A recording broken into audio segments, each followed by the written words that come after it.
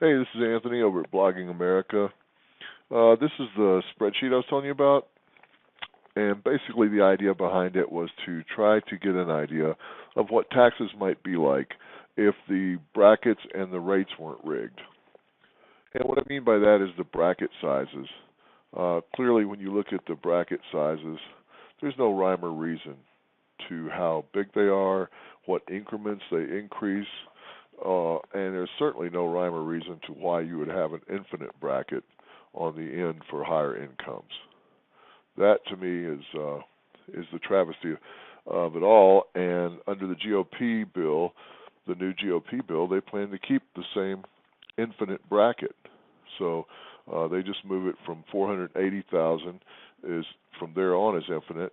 Currently, they move it up to 1 million and on is infinite. So basically, that to me seemed unfair, inappropriate. Seemed like the bracket sizes should be the same, and that the tax increase from one bracket to the next should be consistent. Okay, and before I forget, this spreadsheet is designed where you can change any of the cells that are yellow here, and so you can actually change any of the cells, but it'll probably break formulas. These were designed for you to change so that you can experiment and see what different types of brackets and tax rates you get. So these yellow cells, if you change any one of those, you can change any one of those to get an idea of what that means on this bracket scheme. And so basically poverty is at 12,000, so you're really probably going to just want to leave that. The idea there being that you don't tax people that are in poverty. It's counterproductive. Doesn't do anything to help. So that's where the bracket starts. Whatever you set poverty at is also what the bracket will begin at. So if you have a $27,000 bracket, for instance, and we have a $12,000 poverty rate, then the bracket starts at $12,000 and goes up $27,000, and here's the top of your bracket. So what we basically have is the bracket size, the rate of increase for each bracket. So, of course, the way this works is that every bracket is charged a specific rate only for that bracket. And so basically your first $27,000 is charged at, in this case, 6.5% tax. And that is a bracket tax rate. So there we go with that. And so that tax rate is what gets charged on this first $27,000. On the second $27,000, because we've incremented it 2.4%, which that can change. Again, you can change that to anything you want, but it'll always be consistent under this spreadsheet formula because that was the experiment to see what does the tax look like if we did it fairly, if everything was uniform. And so here you see it goes up 3% for the next $27,000. And that just goes on and on, another increment of exactly $27,000. The bracket increases in tax rate by exactly 3%, the same on every bracket, and that puts us at 12.5% on this particular $27,000 of income.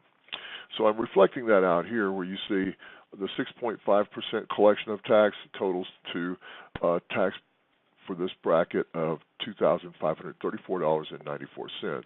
And you can see that for each bracket I've put the total for the bracket, and then I've put the cumulative tax, which is how much tax is in all the brackets that you've paid so far. So if your income was $92,999, you would have paid 6.5% on $27,000, 9.5% on the next $27,000, 12.5% on the last $27,000. So those are each represented here individually, but the total tax you would have paid on your $92,999 is $8,474.94, and that's reflected over here. So you see, on total tax on $92,999 equals $8,474.94. That after-tax balance, that leaves an after-tax balance of $84,000. out of your 92,999. Just for kicks, I put out here what that means as far as dividing this after-tax balance into 365 days, and then also dividing it into 8 hours a day for 365 days. This would be the hourly rate. So that as you get down to some of the higher incomes, you're tempted to feel sorry for somebody who maybe made, $7 million, but is really only bringing home $825,000. And then you look over and say, well, that's still $282, 8 hours a day, 365 days a year. That person is making $282 an hour, which is pretty amazing. But, if you don't like that, you can always change these to a bracket size of 50,000 and a rate of increase of 0.5%. There we go. So that would bring you down to where your $7 million guy is actually bringing home $4 million. So see, you can dork around with it and see what you think is fair as far as the starting points for all this. But the problem would be as you try to save money for the rich, so that now this guy is making, where was it here? So now this guy is making $1,544 an hour, 8 hours a day, 365 days a year.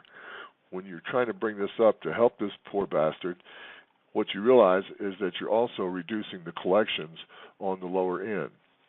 So everybody making under, in this case, $61,999 is only going to pay $619 in tax. So, you might want to think that out.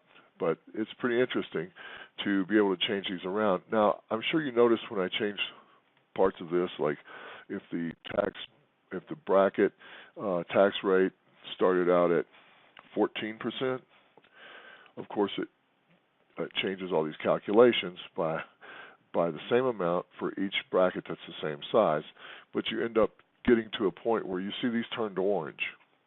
These bracket tax rates turned orange. What that means is that these are new brackets that don't even exist under current law or the GOP's proposed law because of the infinite bracket, the 39.6% bracket. And this just allows you to see that these brackets do indeed increase what the taxpayer has to pay, and these are the brackets that basically the country is being ripped off of by the more wealthy people in our society, and the more powerful, obviously, because they're able to manipulate the law to get an infinite bracket, while all the lower income people have to, slog their way through these brackets. But you get up to $418,000 or even $1 million, as it is under the new GOP law, and guess what? Bracket freedom, baby. No more brackets for you. Well, I don't think that's fair, and I think that's reflected in this spreadsheet.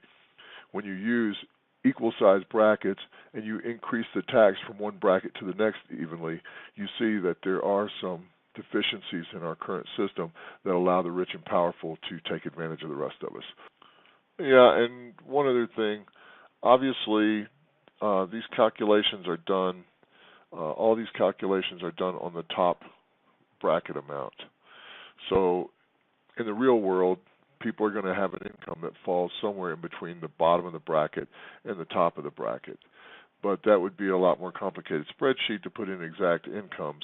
So just to demonstrate an overview of what's going on, I just used the very top bracket value on all the calculations. So everything down through all these calculations here, the cumulative tax, all this is based on people making that exact figure. And so it's not, it's not perfect, but it does give you an idea. You can see what's going on here. And that's all really the thing was supposed to do. If you find any errors in the spreadsheet, have any questions, comments, let me hear from you. And till next time.